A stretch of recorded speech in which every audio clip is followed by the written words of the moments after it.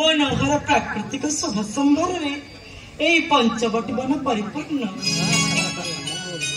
ବଂଶିତ କରିଛି ମତେ କେବଳ ସୁଷମା। ଏଠାରେ କୁଟୀର ନିର୍ମାଣ କରି ନିବାସ କରିବା ସ୍ୱାମୀ। ଭାଇ ଭାଇ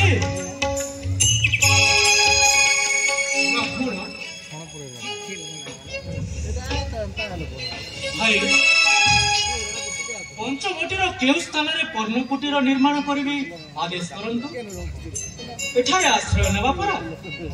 हाँ एठारे ही कुटीर निर्माण कर लक्ष्मण ए पंचवटी खूब आकर्षित करुछि। एठारे जटायु पक्षी मध्य अवस्थान करंतु। से आम आत्मीय एठारे रहिले तांका सहायता मध्य पाई परिबा। ठीक अच्छी भाई मुझे संगे संगे पर्णकुटीर निर्माण कार्य आरंभ करुछि।